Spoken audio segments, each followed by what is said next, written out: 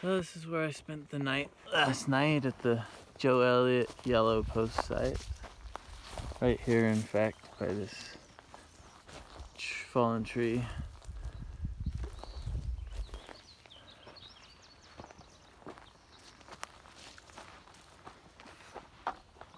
There's two sites at Joe Elliot. This is site 1. And I'll show you site 2.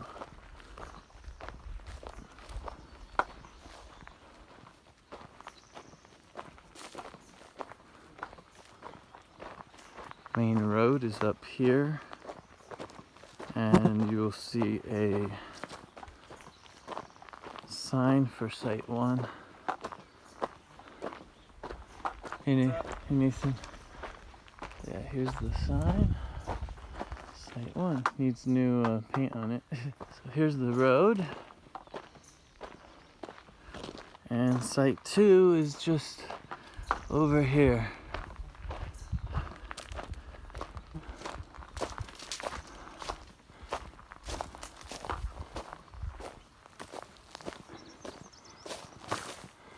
Good views of Etiwanda Peak.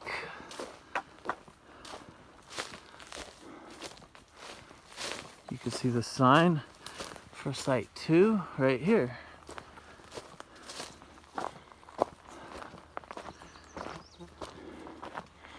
It's a lot of yerba santa that grew in. There's a car parking spot, and the main camping area here needs to be cleaned up of the yerba santa a little, and that's a fire pit.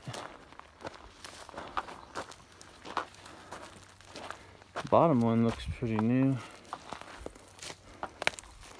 Bottom part of it. The top part looks beat up. Here's a closer look. Site 2, and there's an arrow that was there pointing there. So that's Joe Elliot Campground.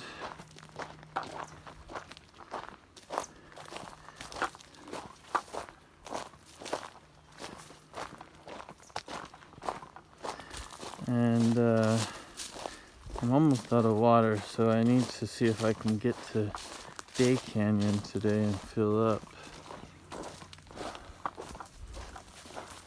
So here's the junction. This sign,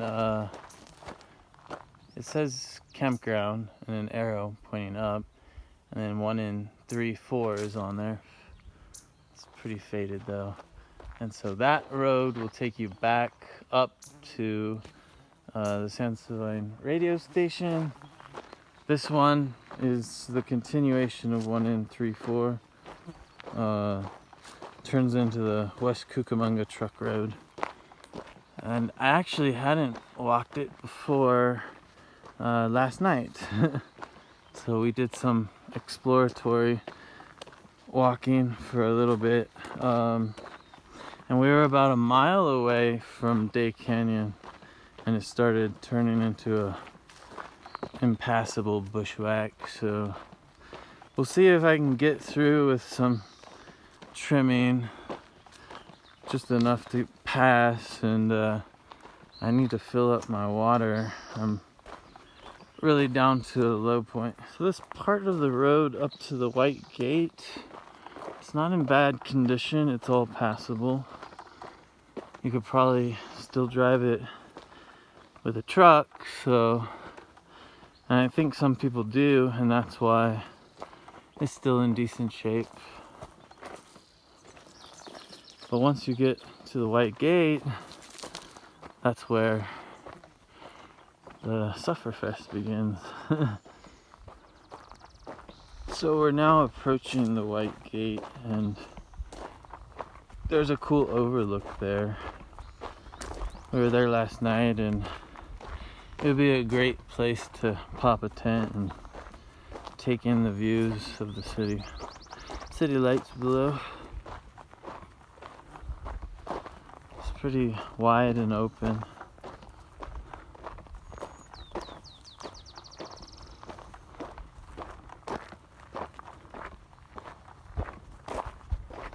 See the white gate over here.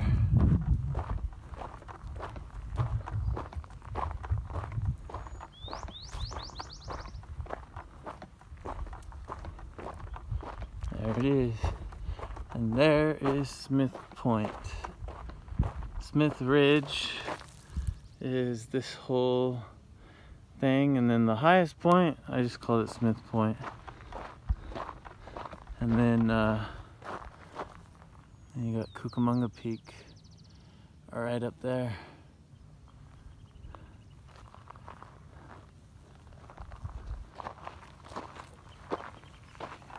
Buck Point is over here.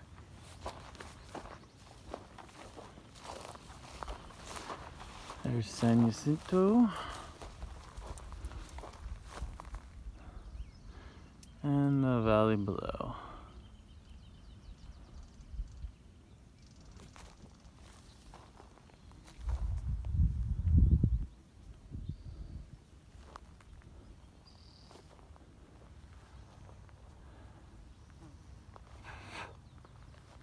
There's Alta Loma Peak over there. So just beyond the gate, you could see the difference immediately. It gets much narrower.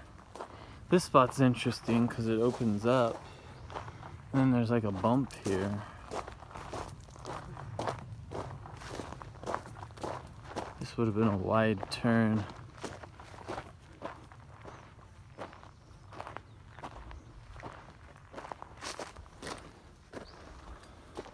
Looks like a cool overlook.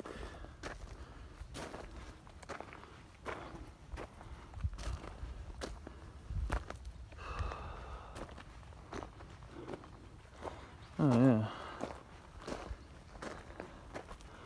Some rocks piled up. Alright. There's Day Canyon down there. I'm at the point. That all looks passable there. That's good actually. I can cover a lot of ground. Over in there might have a little bushwhack, and then over there looks the worst. But Day Canyon's right there, so not far away. We're really close now. So this is one of the washouts, or rather a bunch of boulders came down and got deposited because you could see the road was right here, and there's cement there. So yeah, the road came across here. We'd have to extract all these boulders, and some of them, like with a rock bar, could be rode, but that one's huge. God dang. Yeah, that'd be a big project just to make it level. But it's walkable, totally walkable, not a problem. Well, I hear water. We made it to Day Canyon. It's passable, not perfect. It still needs a lot of work to be a premium hike. But if you like a bushwhack adventure, yeah, it's currently passable. Somebody else had done a lot of work prior to us coming, so that helped out a lot. And here it is. Oh, look at that. So we got a fire ring and chairs. And I hear water. That is a beautiful sound. Beautiful sound.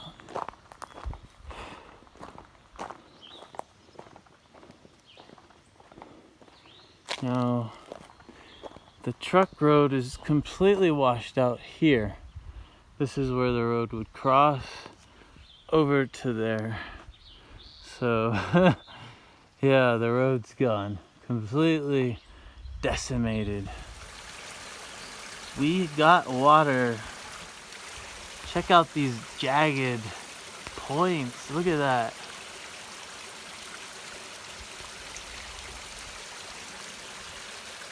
And there's more pools, so I'm gonna check those out and see what we got further up.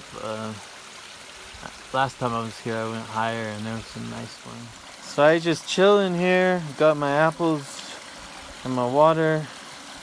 And then all these guys are all over me, trying to enjoy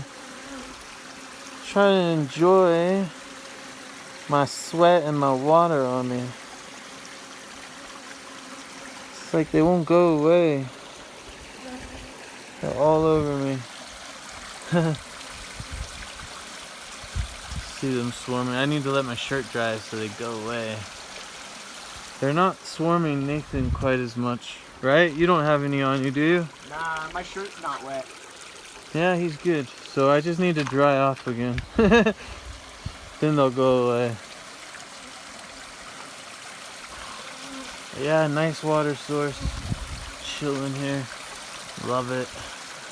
And the view of those crags I love too.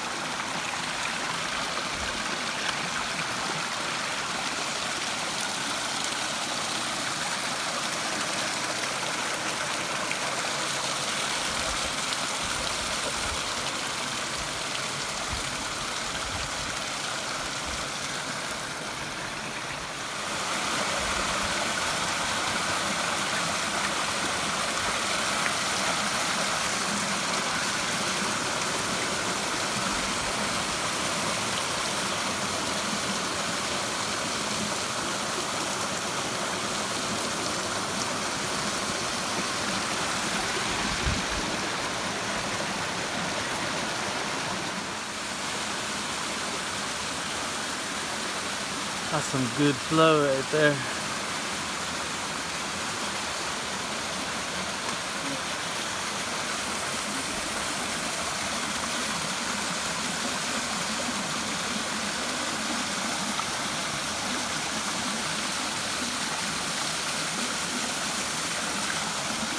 I think this is where, yeah, this is the spot I recorded the last time. And then I pretty much started going up that way. I didn't go any further up the canyon.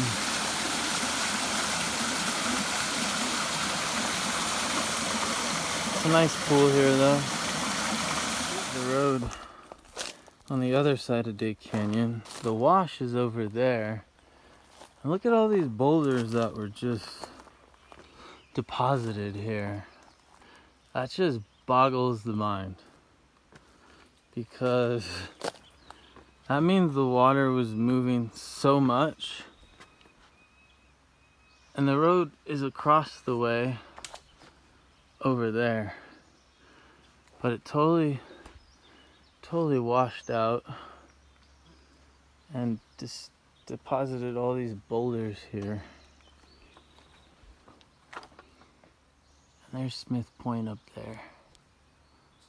Top of Smith Ridge. Just think about it, this is totally in the way. It's gonna encroach. Yeah. So that was a bushwhack over there. But it is passable. And this section is really in good shape. Needs a little work though.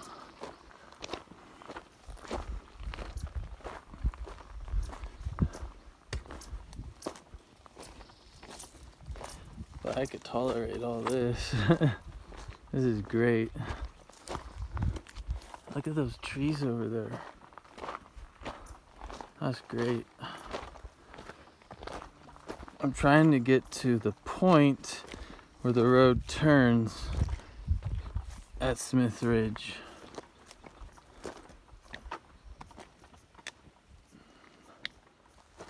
Opens up here. Oh, nice. See if we can get to Smith Ridge on the trail. That's kind of another goal I had. That looks like a bushwhack over here. And then it opens up over there. That far point though, is kind of what I was hoping to get to, but it might not be the Smith Ridge.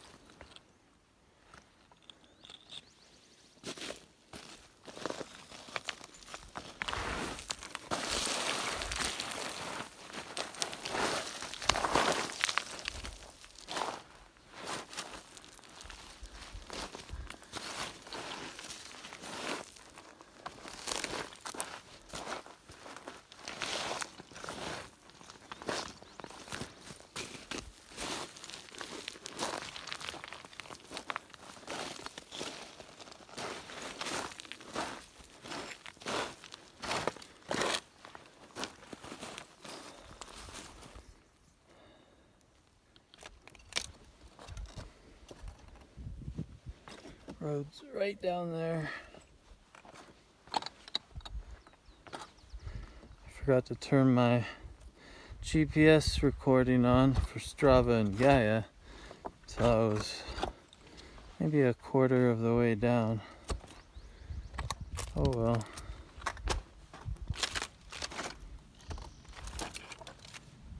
I'm past the worst of it at least. Back on a flat surface.